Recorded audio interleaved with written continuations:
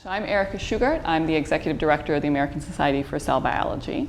We are an organization of almost 9,000 members, both in the United States and in 60 countries around the world.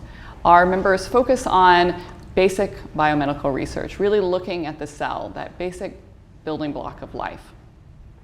The research that our members do, the vast majority of it is funded by the US National Institutes of Health, the National Science Foundation, and many federal agencies. We count among our members 29 Nobel laureates and 36 Lasker winners, which is the American Nobel Prize. We like to think of it that way.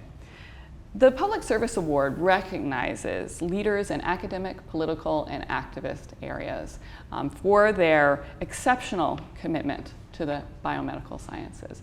We count among the winners many august members, including Senator Tom Larkin, Nobel laureates, including Michael Bishop, Harold Varmus, Paul Berg, and Elizabeth Blackburn, actor and activist, the late Christopher Reeve, Representative Michael Castle, Secretary of Health and Human Services, Donna Shalala, and Senator Arlen Specter. We are honored to have you join this illustrious group.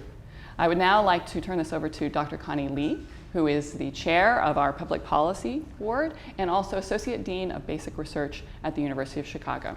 Connie. Thank you, Erica. This year, the ASCB Public Policy Committee is proud to present the ASCB Public Award for Public Service to Senator Richard Durbin. Senator Durbin is being recognized for his years of service and his unwavering support for biomedical research. Senator Durbin's active leadership in Congress has been crucial in addressing the decade-long downward trend in funding for scientific research. So your vision, driven by the American Cures Act and the American Innovation Act, started a dialogue in Congress that challenged your colleagues to increase funding for the National Institutes of Health, or the NIH. And because you challenged your colleagues, for the first time outside of the stimulus package, the NIH saw a substantial increase in its annual appropriations. Importantly, more young investigators are encouraged to stay in science as they can see opportunities that didn't exist in the last 10 years. In addition, there are more opportunities for scientists to seek answers to some of biology's greatest questions, and researchers are better equipped to take advantage of the unprecedented scientific opportunities and the emerging new technologies that may lead to new treatments and cures for some of our nation's most devastating illnesses.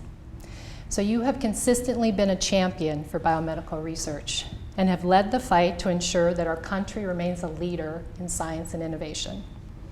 So you stated that when President Obama mentioned medical research in the State of the Union address, that it was music to your ears to hear him talk about medical research and the difference it can make in the US and the world. Well, it is music to our ears and to the ears of all scientists every time you stand in support of medical research. So the entire nation owes a debt of gratitude to you for your tireless efforts to champion medical research and make it a national priority. Your longstanding support for medical research provides hope to the millions of Americans who suffer with disease and disability. So congratulations, Senator Durbin. I'm honored to present you with this award, and now we look forward to hearing a few words from you. Thank you. Yeah.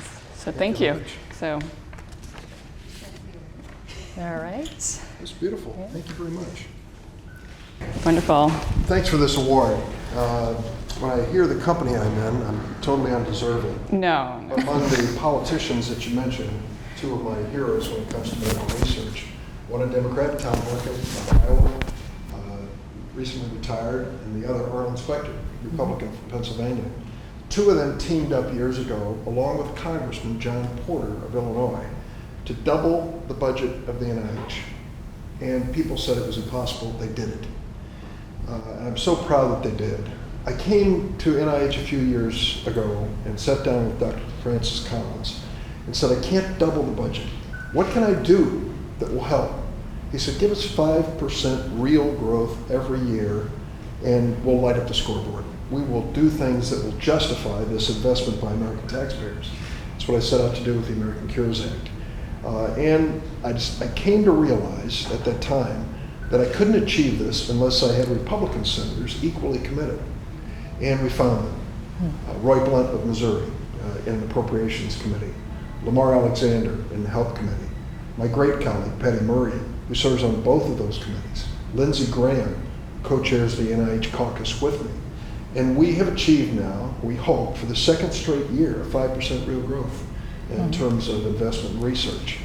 I've come to believe, and I think you do too, that's the only way to say to researchers, you have a future. We're going to have a commitment here from the government that gives you a future. So keep going. Whatever you're working on, keep moving forward. And don't be afraid of politicians in Washington. Maybe they'll do the right thing once in a while by increasing the spending for NIH, CDC, and a lot of related agencies. When I had to decide whether to run again a few years ago, I said I'll only do it if I have some specific things to achieve. On the top of that list was increasing medical research. So far, we're moving in that direction. And as long as I'm here, I'll try to continue. Thanks for this great award. Thank you very much.